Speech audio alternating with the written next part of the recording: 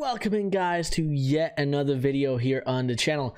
Now, this might be a little late compared to all sorts of other people on this lovely platform that we call YouTube.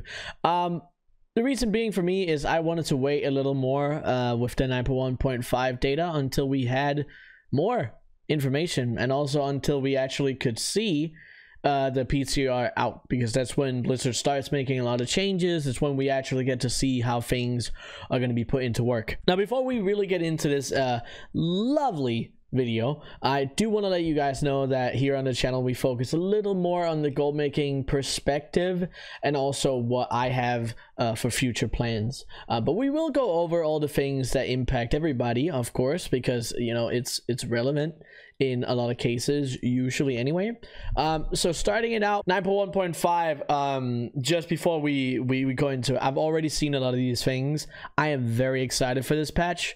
But something that I do want to tell you guys is that just because we're getting all these lovely things, you know, Blizzard is dropping us, you know, lovely berries and lovely fruits and all this, we need to make sure that Blizzard actually keeps focusing on doing this. So we need to, you know, really pay attention to what Blizzard does in this PTR, and also whenever 9.2 comes out, because we need to see if they follow up on what they're gonna say and like what they've been saying that they want to do. But let's get into it. I just wanted to put that out there for people. We have some allied race customization. This is very good. Nightborns, Lightforce Draenei, Void Elves, they've been very lacking in the amount of stuff that they've been, you know, given, and it's been very, well, boring. Nightborns, especially Nightborns, have had almost nothing compared to what they had in Legion, the actual NPCs, so I'm very happy to see this. Also, the unlocking for Kultirians, Mechanomes, and Dark Iron Dwarves is going to be a lot faster because you don't need to do the dungeon quests. So that's good for anybody, you know, considering doing that. Added weather effects in Stormwind and Orgrimmar. Now, I did not realize that we didn't already have this in the game, but supposedly that's been added. Now, there's 3 million class changes for all of your very different classes. I'm not going to go over all the different changes to all the different classes because I don't know enough about all these different classes. So I will be linking the PTR notes down below in the description for people that do want to read what their individual class has changed or has gotten for changes, both in conduits but also talents. But going into things that are related to other than classes, we have covenants here. Now, I'm sure you guys have seen, but once you have reached a pretty high renown threshold, they say a high renown threshold, I imagine that's probably 80. I couldn't imagine that we're gonna get 9.1.5 before it's out, before we have 80 renown, and we are supposed to hit that on like the 19th 18th of October, so I can't imagine we will get a 9.1.5 release before then. And I will also imagine that if you don't have 80 renown, you can't freely swap around in the covenants. I think it's all right to have a requirement like that, because the players that are wanting to swap between covenants like this probably already have their, you know, renown pretty maxed out. But it's good either way. It's something that we wanted. All this expansion has been removed. Conduit energy is no more. Very nice. Now this one is very important for me specifically. I have a challenge currently that I want to get 50 level 60 is fully set up with the mission table, and this right here is completing the Shadowlands campaign on any character, allows alternate characters joining that same covenants to immediately unlock their third soulbind. That's important for other players, but the other one just above it is completing the Shadowlands or Corfia Covenant campaign. So that's the 9.0 Covenant campaign and the 9.1 campaign. Allows alternate characters joining that same covenant to be eligible to receive the renown associated with campaign from all available catch-up sources. So what this says is that you can skip your Covenant campaign, and you can also skip your 9.1 campaign. This is very good, both for the amount of renown you'll get. You'll get like 9 to 10 renown times 2, and you'll also be able to get a very fast up in your renown, and you can get all the dailies in Corfia really fast. So for alts, this is very good, very good. I'm happy to see a change like this. There's a bunch of new toys, covenant stuff added, which is cool. And I'm actually gonna go through a couple Datamined things that we've seen that I'm very excited about. For the sanctums, there's been some changes, upgrades all around the place. You can see that mall missions are going to be a little easier, and then there's 2 for Night Fae changes here, which is, it doesn't really matter too much. But the redeemed souls, all players will now have 20 redeemed souls version of the weekly quest, return lost souls regardless of renown level. Added a repeatable quest to gather 20 additional redeemed souls for players looking to progress their covenant sanctum faster. So what this basically means is we don't have to, you know, get 5, 10, 15 souls. We'll be at 20 instantly, and then we can also even probably get more than 20. We'll be able to get 40, maybe even more, because it says repeatable. So this might mean daily. It might mean all like repeatable consistently forever, or just an additional quest every week. So we'll be able to see what this means a little further into the PTR. I haven't seen it yet, so we're gonna see. A big thing that's coming out for a lot of people that are PvE interested, time walking for Legion time walking. And we're also getting Mythic Plus time walking. Very interesting for time walking dungeons. For the people that are interested in this, there's a bunch of new cool transmog coming up for recolors. Very, very awesome.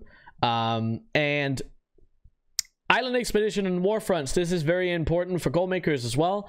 If you guys have been investing, selling, buying anything related to Island transmog, when 9.1.5 comes out, we are going to be able to solo queue for islands, which we haven't been able to until now. So you would imagine that some of the prices on island gear might start going down a little bit because people are going to be able to solo queue for these. I don't know how much, but just be aware. Don't keep too much stuck. You might want to maybe sell out of some of it, but it's definitely something that's important to think about. It's also nice for people that want to maybe get into that farming a little bit.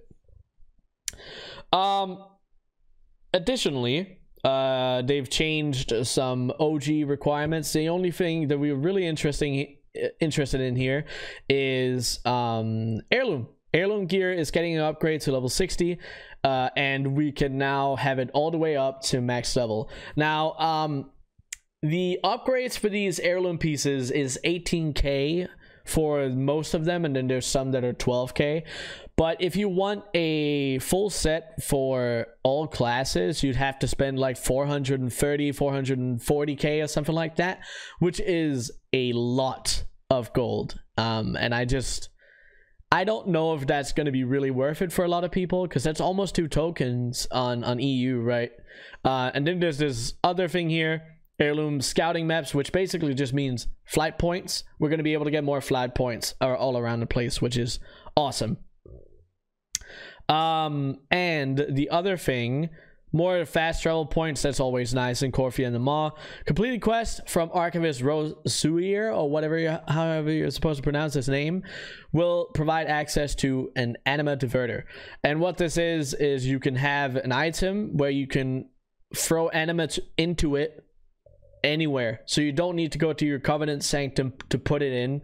So you could stand next to your mission table, you could stand out in the middle of nowhere in Corfia and just stack it up. Also, something that was added in a hotfix is that the anima cap is up to 200,000 now, so a lot better than 35,000.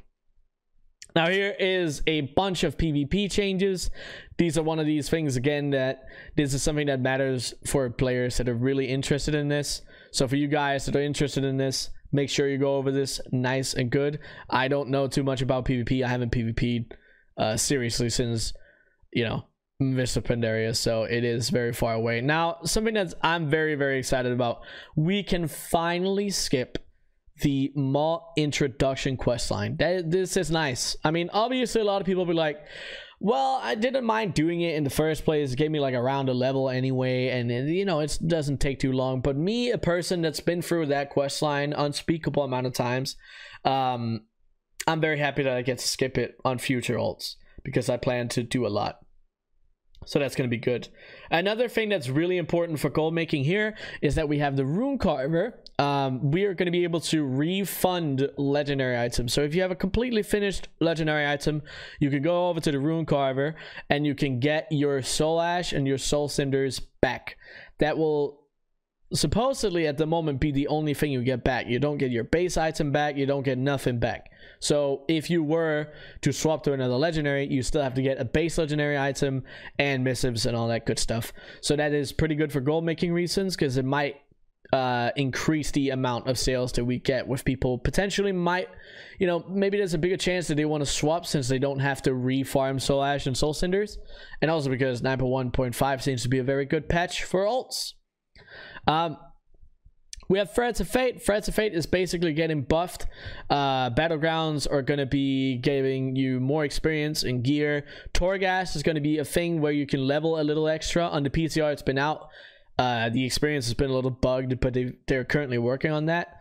Bonus objectives and zone objectives through Threads of Fate is going to be a lot faster. Now, I did check this on the PTR, and this is confirmed much faster. It's definitely going to be a lot faster to level through Threads of Fate. So for the people that want alts, guys, you better get to it. You better get to it. Now, all of this here is they've updated a bunch of different like accessibility things. It's not really that important, but it is pretty nice on some of these changes, but I'm not going to go over them because they're not that important. But this is basically it.